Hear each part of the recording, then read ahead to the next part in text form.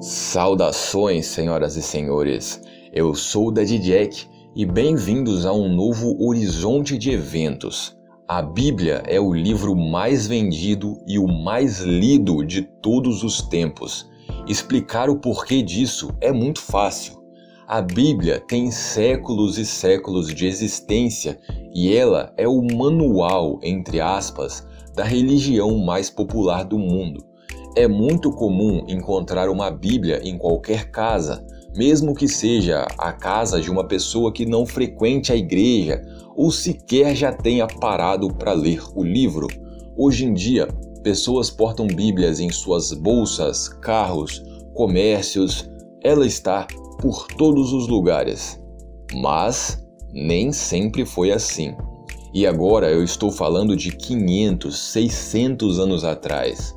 Antigamente, os livros eram feitos à mão, um por um, desde a capa, a produção do papel e até mesmo a escrita nas páginas. Existia uma profissão chamada de copista ou escrivão. Um copista transcrevia à mão textos e símbolos de livros, partituras musicais, até mesmo reproduziam mapas. Mas óbvio que esse era um processo demorado e, dependendo do que fosse, poderia demorar meses ou até mesmo anos para um livro ficar pronto. O resultado disso é que livros eram muito caros, mas muito caros mesmo. Apenas pessoas ricas, ligadas à realeza ou à igreja, tinham acesso a livros. Esse acaba sendo um motivo indireto para a maioria das pessoas serem analfabetas durante todo o período medieval. Não tinha por que saber ler se não tinha o que se ler. Mas enfim, isso mudou em 1450 com a invenção de uma máquina chamada prensa móvel, inventada por um homem chamado Johannes Gutenberg. Olhem só como essa máquina funcionava. Existiam pequenos bloquinhos de metal e cada um desses blocos continha uma letra, um número, um símbolo.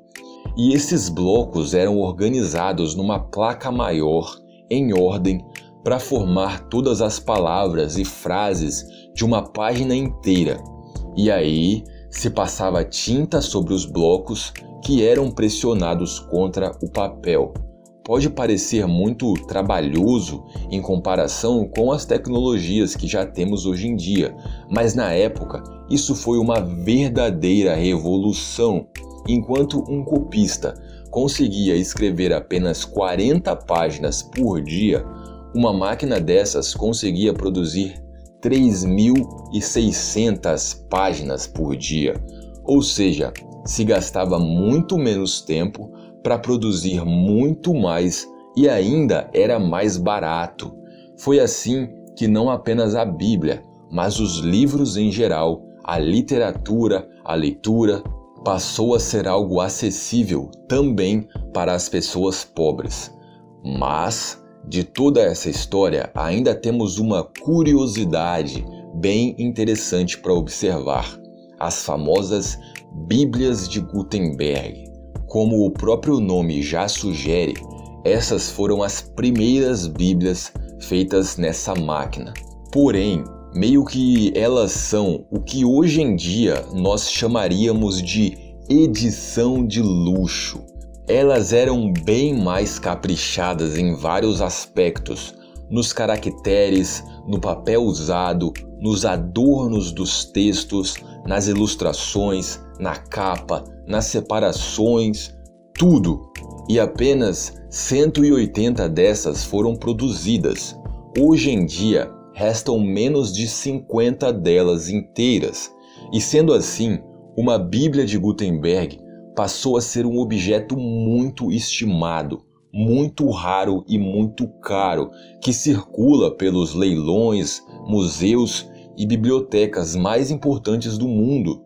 Claro que os colecionadores também se sentem atraídos por uma dessas, o que faz o preço aumentar ainda mais.